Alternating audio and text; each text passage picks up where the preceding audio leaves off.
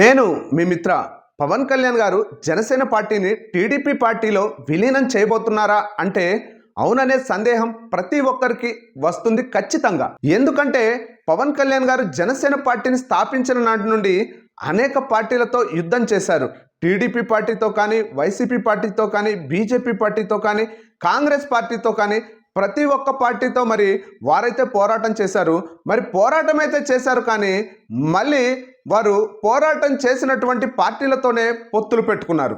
అనేక సందర్భాల్లో పవన్ కళ్యాణ్ గారు గట్టిగా చెప్పిన మాట ఏమిటంటే, టీడీపీ వారు నా యొక్క తల్లిని దూషించారు, నేను వారి అంతు చూస్తానని చెప్పి బహిరంగంగా అనేక సందర్భాల్లో చెప్పారు.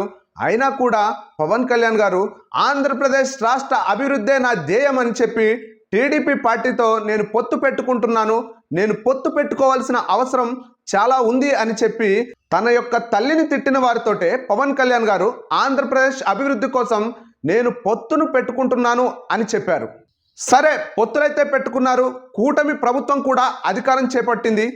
అధికారం చేపట్టిన తర్వాత పవన్ కళ్యాణ్ గారు ఏం చెప్పారంటే, నేను ఇప్పుడు ఆంధ్రప్రదేశ్ డిప్యూటీ సీఎంని, నాకు ఏ పార్టీ తక్కువ కాదు ఎక్కువ కాదు, ప్రజలందరూ సమానమే, నేను వైసీపీ పార్టీని కక్ష సాధింపు చర్యలకు కానీ, వైసీపీ పార్టీ నాకు శత్రువుగా కానీ కాదు, వైసీపీ పార్టీ నాకు శత్రువు కాదు అని చెప్పినటువంటి పవన్ కళ్యాణ్ గారు మరి ఆంధ్రప్రదేశ్ రాష్ట్రంలో చూసుకుంటే ఎంత దారుణాలు జరుగుతున్నాయంటే, స్థానిక సంస్థల ఎన్నికల్లో వైసీపీ పార్టీకి భారీ మెజారిటీ ఉంటే టీడీపీ పార్టీకి డిపాజిట్లు కూడా లేవు.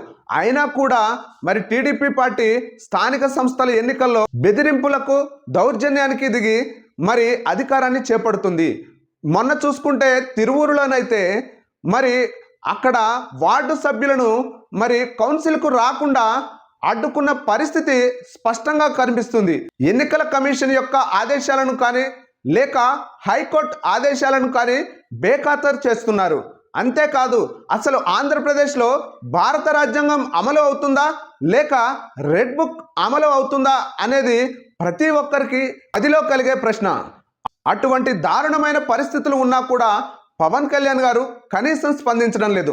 మరి పవన్ కళ్యాణ్ గారు అనేక సందర్భాల్లో డాక్టర్ బిఆర్ అంబేద్కర్ గారి ఫోటో పట్టుకొని, రాజ్యాంగాన్ని పట్టుకొని మరి రాజ్యాంగ విధేయుణ్ణి నేను, రాజ్యాంగం ప్రకారమే జీవిస్తున్నాను నేను, నాకు అన్ని కులాలు అన్ని మతాలు ఒక్కటే అని చెప్పి అనేక సందర్భాల్లో చెప్పారు. ఆంధ్రప్రదేశ్లో రాజ్యాంగానికి విరుద్ధంగా రాజ్యాంగాన్నే తుంగలో తొక్కుతూ రెడ్ బుక్ అనేదాన్ని ఆంధ్రప్రదేశ్ రాజ్యాంగంగా అమలు చేస్తుంటే పవన్ కళ్యాణ్ గారు కనీసం స్పందించడం లేదు. టీడీపీ పార్టీ ఏమి చేసినా కళ్ళుండి చూడలేని గుడ్డివారిగా మిగిలిపోతున్నారు. అందుకే ప్రజలందరికీ ఒక డౌట్ వస్తుంది. అదేమిటంటే, పవన్ కళ్యాణ్ గారికి జనసేన పార్టీ అనేది ఒకటి ఉంది, కానీ జనసేన పార్టీ కంటే డిప్యూటీ సీఎం హోదాకే పవన్ కళ్యాణ్ గారు ఎక్కువ ప్రాధాన్యత కల్పిస్తున్నారు. ఎందుకంటే జనసేన పార్టీ అధినేతగా పవన్ కళ్యాణ్ గారిని చూసుకుంటే ఖచ్చితంగా టీడీపీ వారు చేస్తున్నటువంటి దుర్మార్గాలను, దౌర్జన్యాలను పవన్ కళ్యాణ్ గారు ఖచ్చితంగా ప్రశ్నించాలి. మరి వాటన్నింటినీ ప్రశ్నించకుండా కాముగా ఉంటున్నారంటే దానికి కారణం పవన్ కళ్యాణ్ గారికి జనసేన పార్టీ కంటే డిప్యూటీ సీఎం పదవి అనేది చాలా ముఖ్యం అనిపిస్తుంది. మరి జనసేన పార్టీ అనేది ఉంటే ఖచ్చితంగా ఆంధ్రప్రదేశ్లో జరుగుతున్నటువంటి దౌర్జన్యాలను, అక్రమాలను జనసేన పార్టీ ప్రశ్నించాల్సి ఉంటుంది. మరి జనసేన పార్టీ ఏమో ప్రశ్నించకుండా అలానే ఉండిపోతుంది. అప్పుడు ప్రజలందరూ ఖచ్చితంగా అడుగుతారు, పార్టీ ఉండి కనీసం స్పందించకపోవడం ఏమిటి అని. కనుక ప్రజలందరూ నిలదీస్తారు. కనుక జనసేన పార్టీని టీడీపీ పార్టీలోకి విలీనం చేస్తారేమో అని ప్రజలందరి మదిలో ఉంది.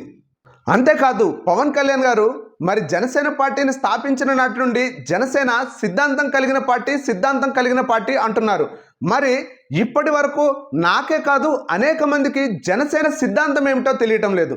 నాకు తెలిసి ఇప్పుడు ప్రజలందరూ కూడా అనుకునేది ఏమిటి అంటే, జనసేన సిద్ధాంతం వచ్చి టీడీపీ పార్టీ ఏమి చేస్తే దానికి వత్తాసు పలకడమే జనసేన సిద్ధాంతం. మరి జనసేన సిద్ధాంతం అదైనప్పుడు జనసేన పార్టీ ఆటోమేటిక్గా టీడీపీ పార్టీలో విలీనం అవ్వాల్సిందే. జనసేన పార్టీ అధినేతగా ఉండి టీడీపీ పార్టీ ఆంధ్రప్రదేశ్లో చేస్తున్నటువంటి దుర్మార్గాలను, దౌర్జన్యాలను, రాజ్యాంగాన్ని తుంగలో తొక్కి రెడ్ బుక్ అనే ఒక పుస్తకాన్ని రాజ్యాంగంగా అమలు చేయడంపై పవన్ కళ్యాణ్ గారు కనీసం స్పందించకపోవడాన్ని చూస్తుంటే జనసేన పార్టీని టీడీపీ పార్టీలోకి ఖచ్చితంగా విలీనం చేస్తారు అని మనందరికీ అర్థమవుతుంది.